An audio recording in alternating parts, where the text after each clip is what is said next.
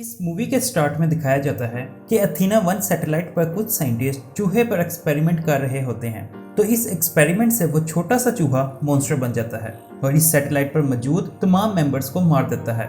तो वहाँ पर एक साइंटिस्ट डॉक्टर कैरी उसके हमले से बचती हुई स्पेस पोर्ट की तरफ जाती है, लेकिन एनर्जीन कंपनी की सीईओ क्लेयर वाइडेन उसे धमकी देती है कि तुम तब तक इस स्पेस पोर्ट में नहीं बैठ सकोगी जब तक तुम इस चूहे पर टेस्ट किए गए सैंपल को अपने साथ नहीं लेकर आओगी।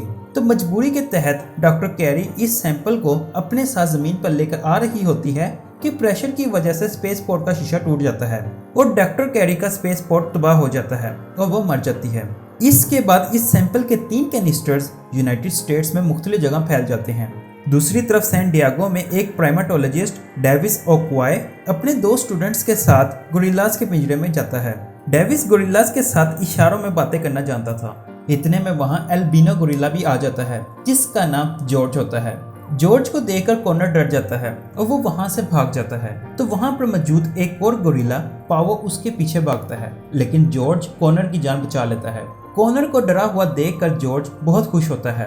दरअसल जॉर्ज डेविस का बेस्ट फ्रेंड होता है और वो डेविस के साथ मजाक कर रहा होता है। इसके बाद डेविस इशारों में जॉर्ज को पावो की हिफाजत करने को कहता है क्योंकि शिकारियों ने उसके सारे खानदान को मार दिया होता है। उसी रात स्पेस से 3 कैनिस्टर्स जमीन पर गिरते हैं। उसमें से एक उन्हीं गोरिल्लास के पिंजरे में गिरता है। जब जॉर्ज उस चीज को देखने के लिए जाता है तो उसमें से ग्रीन कलर की गैस जॉर्ज के अंदर चली जाती है। दूसरा कैनिस्टर वायोमिंग में भेड़ियों के झुंड में गिरता है जहां एक भेड़िया इस गैस को सूंघ लेता है और तीसरा कैनिस्टर फ्लोरिडा के एक दरिया में गिरता है और वहां उसे मगरमच्छ खा जाता है। अगले दिन प्राइमेट डिपार्टमेंट का वर्कर नेल्सन डेविस को यह दिखाने के लिए बुलाता है कि जॉर्ज रीछ के गार्ड में बैठा हुआ है। जब डेविस जॉर्ज के पास जाता है तो वहां एक रीछ मरा हुआ होता है और जॉर्ज डर के मारे गार्ड में छुपा हुआ होता है और उसके सीने पर पंजों के निशान होते हैं और जॉर्ज साइज में पहले से बड़ा हो चुका होता है। ये देखकर डेविस हैरान रह जाता है और इस दौरान उसे वही सैंपल वाला कैनिस्टर मिलता है। दूसरी तरफ वही एनर्जीन कंपनी की सीईओ क्लेयर अपने भाई ब्रेट के साथ शिकागो में मौजूद होती है। उस हादसे के बाद एनर्जीन कंपनी के शेयर गिर जाते हैं और उन्हें काफी नुकसान होता है, लेकिन क्लेयर को उसमें से एक सैंपल का पता चल जाता है जो वायोमिंग में गिरा था। तो क्लेयर अपनी टीम को इस सैंपल को लेने के लिए भेजती है और इस टीम का लीडर बर्क होता है। लॉस एंजलिस में एक लड़की केट कैडवल न्यूज में प्राइमेट डिपार्टमेंट में एनर्जीन कंपनी का सैंपल गिरने वाली रिपोर्ट सुन लेती है। तो वो इसके बाद डेविस से मिलने के लिए जाती है। वहाँ वो डेविस को बताती है कि वो एनर्जीन कंपनी के लिए काम करती है और इस सैंपल को उन्होंने ही बनाया है। तो इस दौरान जॉर्ज को भूख लगती है तो कोई भी खाना लेकर नहीं आता, जिसकी वजह से जॉर्ज गुस्से में आ जाता है वो पिंजरे को तोड़ देता है और वहां से भाग जाता है। डेविस भी उसके पीछे जाता है तो वहां जॉर्ज को रोकने के लिए पुलिस वाले भी पहुंच जाते हैं जो जॉर्ज को ट्रैंकुलाइजर डॉट्स की मदद से बेहोश कर देते हैं। दूसरी तरफ जब बर्क और उसकी टीम वायोमिंग पहुंचती है तो उन्हें वहां वही कैनिस्टर मिलता है जो खाली होता है और वहां पर मौजूद सब भेड़ियों को किसी ने मार दिया होता है। तो इस दौरान कोई मॉन्स्टर बर्क और उसकी टीम पर हमला कर देता है और एक एक करके सबको मार देता है। दरअसल ये एक भेड़िया होता है जिस पर सैंपल का असर होने लग जाता है और आखिर में वो बर्क को भी खा जाता है। इसके बाद government agent Harvey Russell George को एक प्लेन के जरिए लोगों से दूर लेकर जा रहा होता है। तो वो लोग डेविस और केट को भी तफ्तीश के लिए अपने साथ प्लेन में लेकर जाते हैं। तो डेविस हार्वे को कहता है कि जॉर्ज को प्लेन में रखना हम सब के लिए सुसाइड करने जैसा है, क्योंकि जॉर्ज के जख्म खुद ब खुद ठीक होने लग जाते हैं और उसका कद दिन ब दिन बढ़ता जा रहा होता है। जब एजेंट रसल डेविस और केट के रिकॉर्ड को देखता है तो वहां डेविस को पता चलता है कि केट ने मुझसे झूठ बोला है, क्योंकि केट को एनर्जीन कंपनी से कब का निकाल दिया गया था क्योंकि उसने लैब से रिसर्च को चुराया था, जिसकी वजह से केट को 13 महीने जेल में रखा गया। दूसरी तरफ क्लेयर शिकागो में उन तीनों मॉन्स्टर्स को बुलाने के लिए रेडियो फ्रीक्वेंसी को ऑन कर देती है। इस फ्रीक्वेंसी को इंसानी कान नहीं सुन सकते थे, लेकिन उन तीनों के डीएनए में ऐसे बदलाव किए गए थे कि वो हल्की से हल्की फ्रीक्वेंसी को भी सुन सकते थे। इसके बाद वुल्फ और मगरमच्छ इस फ्रीक्वेंसी को सुनकर शिकागो की तरफ जाते हैं। जहाज में जॉर्ज भी इस फ्रीक्वेंसी को सुन लेता है और होश में आ जाता है। वो प्लेन में तबाही मचाना शुरू कर देता है। तो डेविस केट और एजेंट रसल को बचाते हुए पैराशूट की मदद से वहां से बच निकलता है और इतने में प्लेन क्रैश हो जाता है। जब तीनों क्रैश वाली जगह पर जाते हैं तो वहां जॉर्ज नहीं होता, मतलब कि वो बच निकलता है और इसके बाद जॉर्ज, वुल्फ और क्रोकोडाइल अपने रास्ते में आने वाली हर चीज को तोड़ते हुए शिकागो की तरफ जाते हैं। डेविस अकेला जॉर्ज को ढूंढने के लिए जाता है क्योंकि उसको अब केट पर बिल्कुल भी यकीन नहीं था। तो फिर केट डेविस को सारी कहानी सुनाती है कि वो एनर्जीन कंपनी के लिए काम करती थी और उसके भाई को कैंसर था। तो केट ने कैंसर के इलाज के लिए क्रिस्पर फार्मूले को बनाया, लेकिन बाद में केट को पता चलता है कि क्लेयर इस फार्मूले का गलत इस्तेमाल चाहती है। इसलिए केट इस फार्मूले को खत्म करने ही लगती है कि सिक्योरिटी गार्ड्स केट को पकड़ लेते हैं और इसलिए केट को 13 महीनों के लिए जेल में बंद कर दिया जाता है।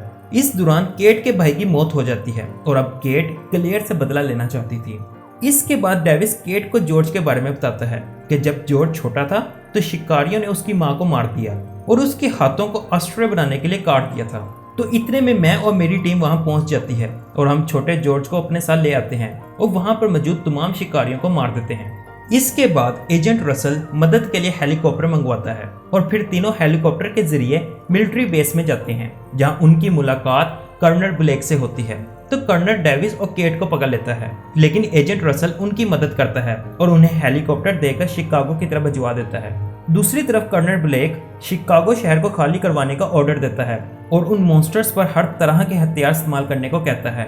वो तीनों मॉन्स्टर भी शहर में पहुंच जाते हैं और तबाही मचाने लग जाते हैं। तो डेविस और केट उन मॉन्स्टर्स को रोकने के लिए एनर्जीन कंपनी के हेडक्वार्टर में जाते हैं कि शायद क्लेयर ने कोई एंटीडोट भी बनाया हो, क्योंकि अगर क्लेयर ने उन मॉन्स्टर्स को अपने हेडक्वार्टर की तरफ बुलाया है तो उनको पुरस्कून करने के लिए क्लेयर ने कोई ना कोई फार्मूला जरूर बनाया होगा, वरना क्लेयर ये खतरा अपने सर पर क्यों लेगी।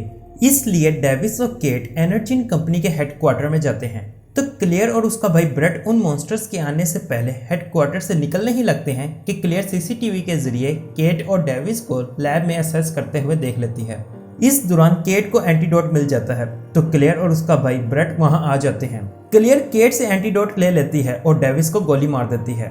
डेविस मरने की एक्टिंग करता है तो क्लेयर केट को अपने साथ ले जाती है।